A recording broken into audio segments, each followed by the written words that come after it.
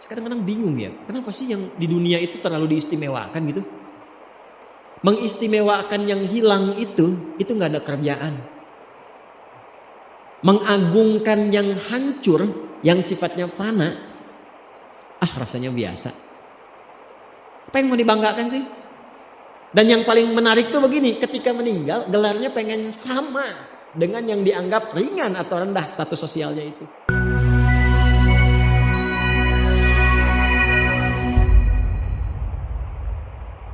Jadi beliau ini Abbas sesibuk-sibuknya itu masih berpikir investasi. Saya boleh sibuk nggak dapat semua hadis Nabi, tapi anak saya mesti mendapatkan yang luput dari saya.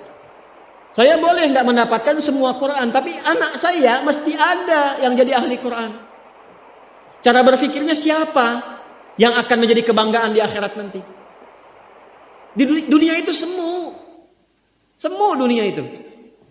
Jadi sementara aja, nggak pasti sifatnya.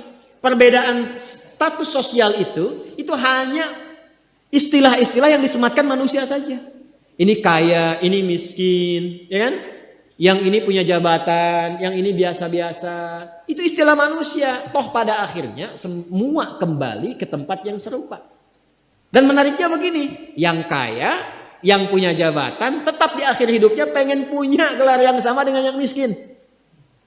Atau dengan yang disebut miskin. Maaf, kalau ada orang disebut miskin meninggal, di papan nisannya ditulis apa? Di papan nisannya ditulis apa? Almarhum. Yang kaya juga kan pengen sama disebut almarhum. Iya kan? Tuh. Jadi nggak ada bedanya setelah berpulang itu. Perbedaan itu hanya di amal saja. Itu poinnya.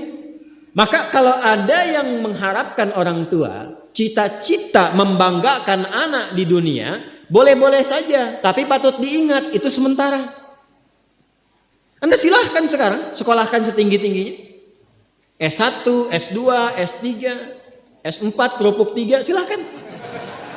Mau dalam negeri, luar negeri, mau di Nagreg, mau di California, mau di Chicago, di Chicago, di Singaparna, Singapura, silahkan. Itu pilihan. Tapi saya cuma mau katakan begini, itu sementara. Dan persaingannya tidak istimewa. Karena jangan pun Anda yang beriman, yang belum beriman pun bisa melakukan itu. Apa yang dikira yang hebat matematika itu anak Anda saja. Anak orang lain pun bisa. Halo? Apa Anda kira yang jago fisika itu anak Anda saja yang beriman? Yang belum beriman pun bisa. Ya. Jadi perlombaannya itu rata semua. Dan gak ada yang istimewa. Kadang-kadang bingung ya, kenapa sih yang di dunia itu terlalu diistimewakan gitu? Mengistimewakan yang hilang itu nggak ada kerjaan. Mengagungkan yang hancur, yang sifatnya fana, rasanya biasa. Apa yang mau dibanggakan sih? Dan yang paling menarik tuh begini, ketika meninggal gelarnya pengen sama dengan yang dianggap ringan atau rendah status sosialnya itu. Tadi kalau orang miskin meninggal gelarnya apa? Ternyata yang kaya pun pengen sama almarhum juga. Kalau rakyat yang meninggal di papan nisannya ditulis apa?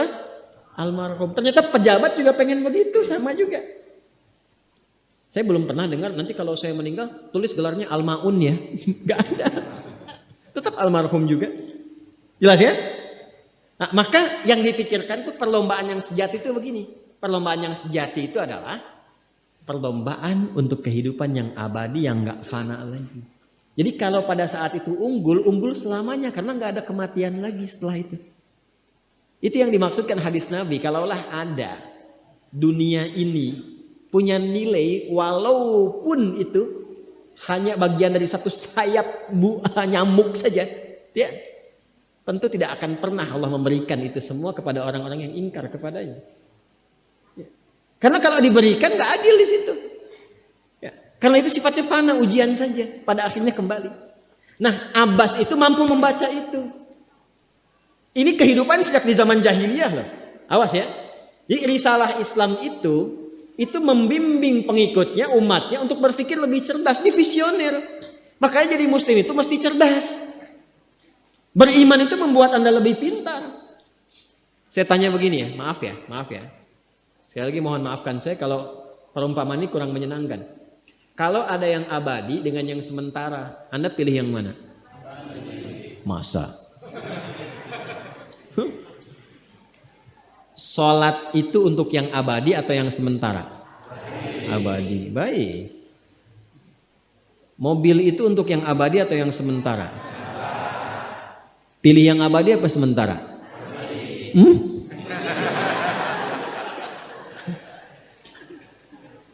Di Kiai itu ada mobil Innova tuh. Siapa yang besok memilih tidak sholat subuh? Pilihannya pilih Innova atau pilih sholat subuh? Yakin? Kalau saya pilih Innova dipakai untuk mengantarkan sholat subuh. Nah, itu lebih bagus. Ya. Jangan dipotong sampai situ ya. Ya bisa aja kita pilih Avanza, bisa pilih Ferrari, bisa pilih Pajero ya. Awas yang punya mobil Innova, Anda potong, royalti kena. Paham? Abbas itu begitu. Anak saya mesti dipanggil di akhirat dan semua penduduk langit dan bumi menyimak itu semua. Diviralkannya di akhirat. Viral dunia itu sementara. Internetnya diputus gak viral lagi.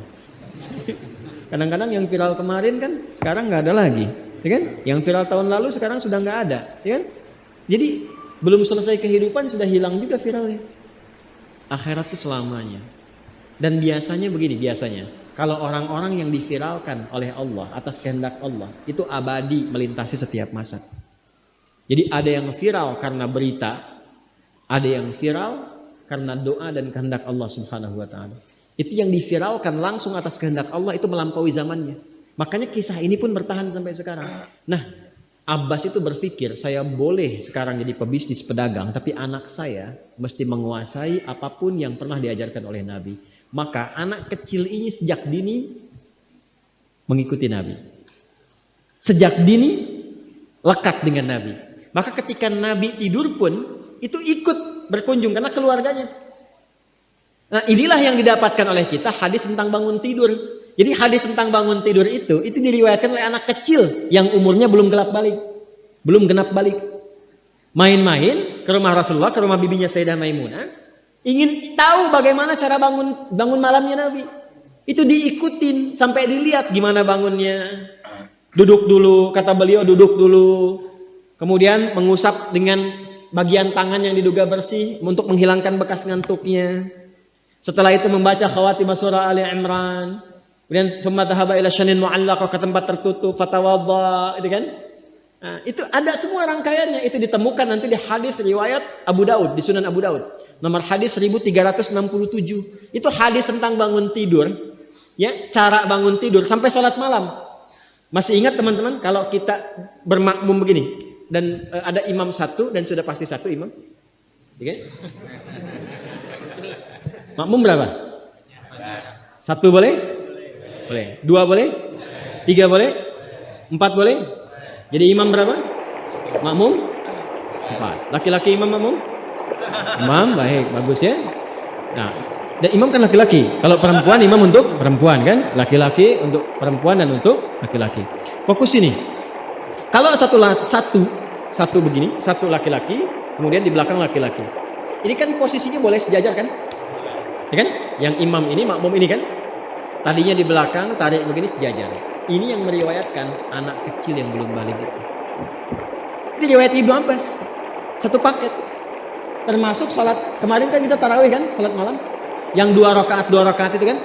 Ya, sholat malam yang sampai 11 itu, tambah khafifatain 2. Itu riwayatnya ini. Yang sholat tahajud malam yang 11 rakaat, tambah khafifatain 2. Itu riwayatnya ini. Tutup dengan witir 1 rakaat. Itu anak kecil yang meriwayatkan. Dan tahukah Anda, sepeninggal Nabi SAW, Abbas bapaknya ini hafal 200 hadis, anaknya Abdullah hafal 2000 hadis. Begitu caranya. Anda di sini ada yang diplomat, yang di kantor, yang taruhlah berdagang misalnya, ibu rumah tangga, ya, dan sebagainya. Boleh, nggak apa-apa. Saat ini kita mungkin belum maksimal. Tapi jangan biarkan ada satu di antara anak keluarga kita yang tidak jadi kebanggaan di akhirat. Tolong ya. Tolong pulang dari sini dilihat. Anak Allah titipkan kepada saya berapa anak. Tolong siapkan jadi kebanggaan akhirat. Satu aja jadi ahli Quran. Untuk pelita di rumah tuh. penghilang kesedihan, penghilang kegelisahan, mendatangkan semangat. Itu demi Allah saya katakan, gak ada yang paling indah kecuali saat ayah pulang ke rumah. Tiba kemudian dia melihat anaknya yang kecil sedang murajaah. Amma yatasaalun. Bahkan surat yang bapaknya sendiri belum hafal. Jangankan pulang ke rumah, Anda sedang mau rapat, dikirimi video anak Anda 3 tahun membaca surah Al-Ikhlas, itu hati tenang. Itulah Quran. Itulah Quran. Maka belajar dari Ibnu Abbas ini, apa yang terjadi ketika orang tua mampu memfasilitasi anaknya demikian, sekalipun orang tuanya tidak mencapai apa yang diraih oleh anak, tapi orang tua mewarisi setiap pahala yang dihasilkan dari anak itu. Karena itulah setiap hadis yang diriwayatkan oleh Abdullah kecil ini, Ibnu Abbas, maka semua doa tersambung bukan hanya untuk beliau tapi juga untuk keluarganya, untuk orang tuanya. Karena itu kalimatnya bukan radhiyallahu taala anhu tapi anhuma, untuk Abdullah dan bapaknya.